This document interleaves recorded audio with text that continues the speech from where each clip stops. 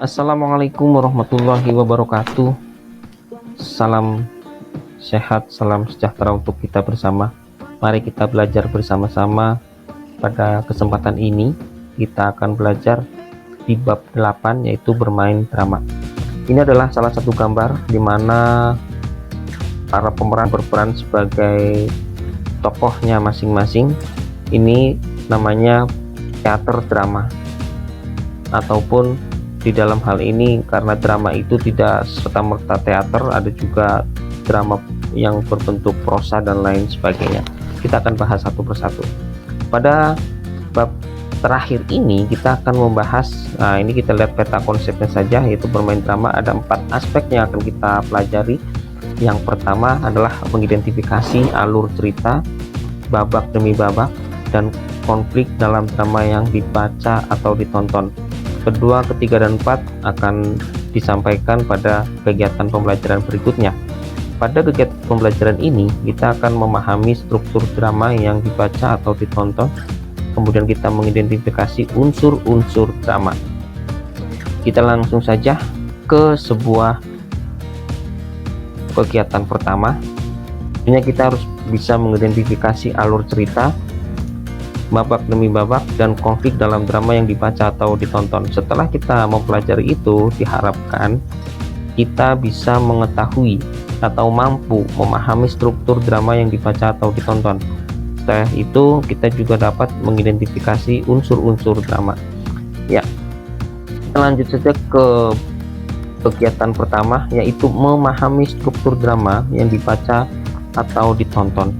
Drama terdiri atas bagian-bagian yang tersusun secara sistematis ya.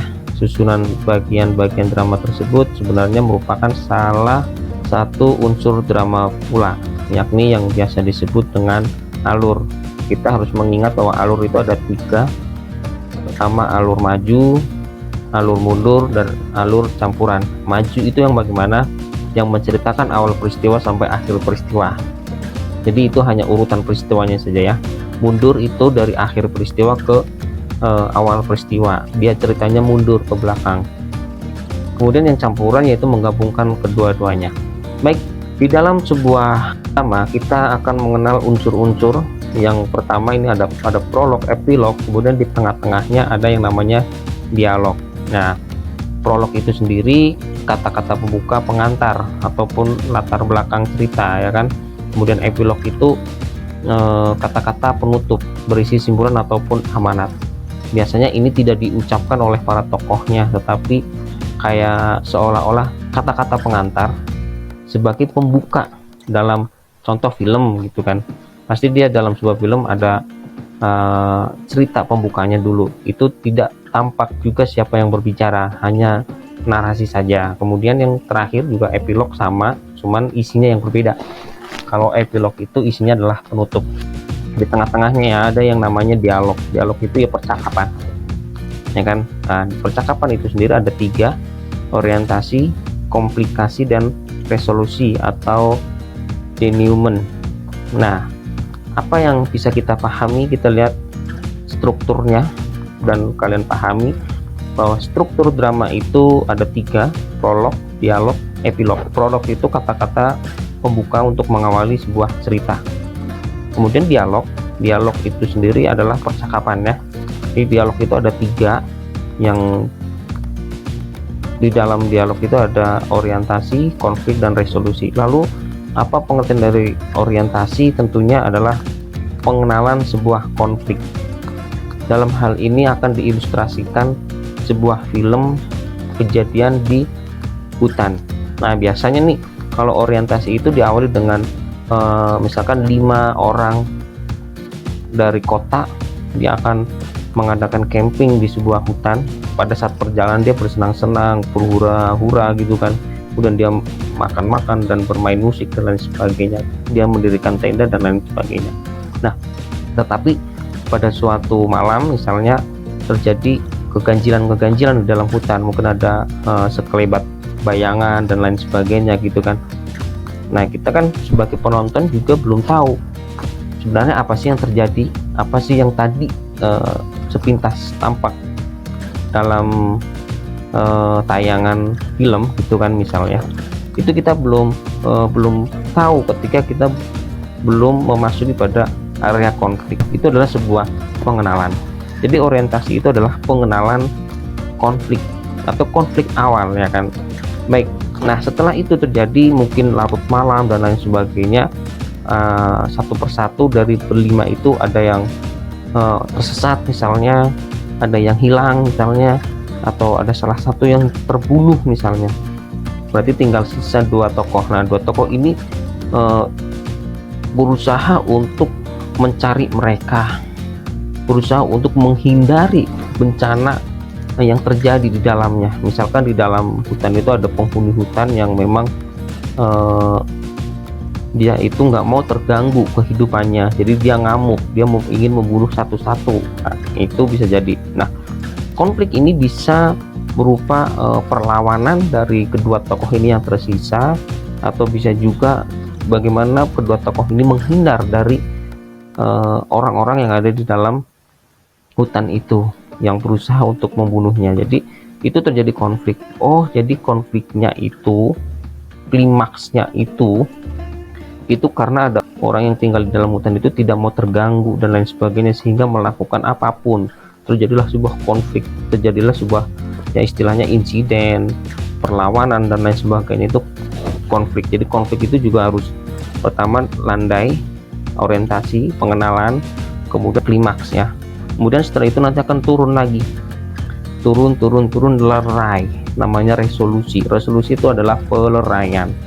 Nah, peleraian itu biasanya bisa jadi orang yang tadinya berlima itu tinggal tersisa dua itu nanti bisa meloloskan diri dari hutan, bisa kembali ke kota, lalu bisa selamat ke kota gitu kan. Itu namanya peleraian. Udah, berarti setelah kedua orang itu melewati konflik, melewati masalah, dia selamat dan lain sebagainya, itu namanya peleraian. Dan di akhir drama itu biasanya ada epilog yang menyimpulkan dari semua cerita, dan biasanya juga memberikan amanat yang diambil dalam sebuah cerita. Itu gambarannya. Kalau secara teks ini pengertiannya, orientasi suatu cerita menentukan aksi dalam waktu dan tempat, memperkenalkan para tokoh, memperkenalkan situasi cerita dan lain sebagainya. Dan komplikasi itu bagian tengah cerita ya, mengembangkan konflik, dan di dalamnya ada konflik klimaks. Dan resolusi adalah peleraian atau denouement, hendaklah muncul secara logis dari apa-apa yang telah mendahulunya. Dan di sini juga sudah jelas titik batas yang memisahkan komplikasi dan resolusi adalah klimaks atau turning point. Nah, pada klimaks itulah terjadi perubahan penting mengenai nasib sang tokoh. Tadi kan sudah dijelaskan, kedua tokoh ini bisa melewati puncak masalahnya, puncak konfliknya. Dia akan nasibnya bagaimana? Apakah dia tersesat di hutan, atau sebaliknya dia bisa kembali ke kota dan lain sebagainya.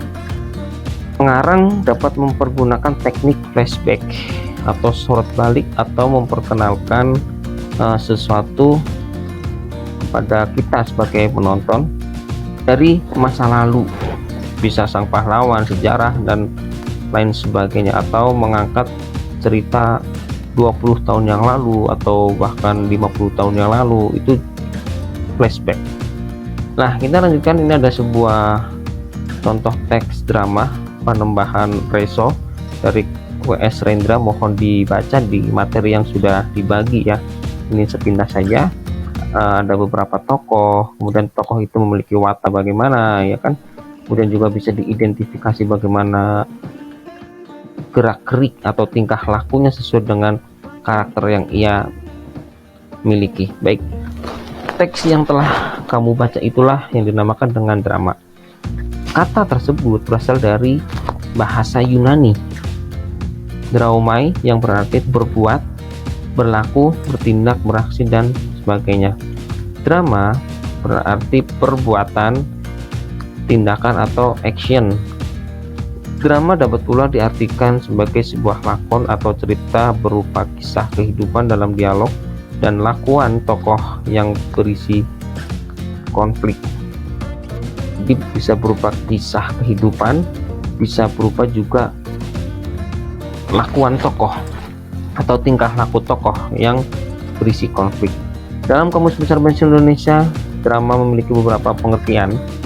Yang pertama yaitu drama diartikan sebagai syair atau prosa yang menggambarkan kehidupan dan watak melalui tingkah laku. Kemudian yang kedua, cerita atau kisah yang melibatkan konflik atau emosi, tentunya berdasarkan apa yang bisa kita lihat, yaitu tingkah laku melalui pertunjukan teater misalnya. Kemudian pengertian yang lain, ada drama kisah kehidupan manusia yang dikemukakan di pentas berdasarkan naskah, menggunakan percakapan, gerak laku, unsur-unsur pembantu seperti dekor, suara, musik, kostum, rias, lampu, dan lain sebagainya. Ada beberapa bentuk drama. Yang pertama ada bentuk drama berdasarkan sastra cakapannya. Ada drama puisi, ya drama yang sebagian besar cakapannya menggunakan unsur-unsur puisi, terikat rima, irama, sajak, dan lain sebagainya. Kemudian ada drama prosa, drama yang cakapannya disusun dalam bentuk prosa, tidak terikat dengan prosa, rima, irama, dan lain sebagainya. Seperti kita berbicara langsung, seperti halnya kita menonton film, ada sajian sinetron, itu mereka sedang berdialog, itu namanya drama prosa. Bentuk yang lain ada berdasarkan sajian isinya, ada tragedi tentunya yang menyedihkan, yang keadaan gawat, yang istilahnya kehancuran, kemudian apa yang melukiskan pertikaian dan lain sebagainya. Komedi yang lucu-lucu, menghibur, menyindir, dan sejenisnya ya, yang membuat para penonton itu menjadi riang gembira. Jadi penonton atau penikmat drama itu bisa ketawa dan lain sebagainya. Kemudian yang ketiga ada tragikomedi, campuran dari keduanya, yang tadinya duka cita kemudian berakhir dengan riang gembira atau kebahagiaan. Untuk drama berikutnya itu ada berdasarkan kuantitas cakapannya, pantomim. Pantomim itu sama sekali tidak menggunakan kata-kata, tapi dia hanya menggunakan gerakan yang gesturnya itu mewakili diksi yang seharusnya ada, dan gesturnya itu memiliki makna. Kemudian mini kata itu sedikit kata yang keluar. Misalnya ada seorang yang sedang mementaskan sebuah drama, dia hanya mengucapkan masa depanku esok gitu kan, tapi dia duduk di bangku, kemudian dia menatap ke atas gitu kan, seolah-olah dia sedang menatap masa depan. Itu hanya dua kata itu, tapi itu juga merupakan sebuah drama. Dialog, monolog. Ini dialog itu tentunya berbicara dengan banyak orang, lawan bicaranya, kemudian monolog berbicara sendiri. Jadi satu orang pemain drama itu bisa memerankan beberapa tokoh. Itu monolog. Berdasarkan besarnya pengaruh unsur seni lainnya, ada opera, bisa dibaca sendiri ya, sendera tari, dan tablo. Itu beda-bedanya juga cukup jelas, bisa kalian pahami ini antara perbedaan opera menunjukkan seni suara atau musik kan yang rame gitu kan, dan sendera tari, drama dan tari. Sendera tari kan singkatan dari seni drama dan tari. Tablo itu drama tanpa gerak atau dialog. Bentuk-bentuk lainnya ada drama absurd, drama yang sengaja mengabaikan atau melanggar konvensi alur, penokohan, dan tematik. Drama baca yang hanya pantas dan cocok untuk dibaca, bukan untuk dipentaskan. Drama borjuis, temanya kehidupan kaum bangsawan. Kemudian drama domestik, menceritakan kehidupan rakyat biasa. Drama duka, menggambarkan kejahatan, kesedihan, keruntuhan tokoh utama, ya kan. Itu bisa merupakan salah satu contoh drama duka. Drama liturgis, yaitu drama yang pementasannya digabungkan dengan upacara kebaktian gereja. Sama satu babak, yaitu lakon yang terdiri atas satu babak, berpusat pada satu tema dengan sejumlah kecil pemeran gaya, latar, serta pengaluran yang ringkas. Yang terakhir adalah drama rakyat, yaitu drama yang timbul dan berkembang sesuai dengan festival rakyat yang ada, terutama di perdesaan. Baik, mudah-mudahan bisa dimengerti ya. Sekali lagi, unsur-unsur drama yang kita kenal itu ada yang namanya prolog, dialog, dan yang terakhir tentunya kita juga sudah mengenal unsur-unsurnya, yaitu epilog. Unsur atau struktur dalam drama itu ada prolog, dialog, epilog. Dialog itu sendiri ada 3 macamnya: orientasi atau pengenalan sebuah masalah yang terjadi dalam sebuah drama. Kemudian ada konflik, yaitu setelah masalah itu diperkenalkan biasanya akan terjadi sebuah konflik, masalahnya itu muncul di situ, dan klimaksnya juga ada di situ. Begitu sudah sampai klimaks dia akan turun, itu batasnya ya. Jadi klimaks naik terus klimaks sampai kemudian dia akan turun, atau peleraian, namanya resolusi. Baiklah, sampai di sini mudah-mudahan bermanfaat dan bisa dipelajari bersama, bisa dipahami secara bersama. Terima kasih atas segala perhatian, mohon maaf atas segala kekurangan. Saya akhiri, wassalamualaikum warahmatullahi wabarakatuh.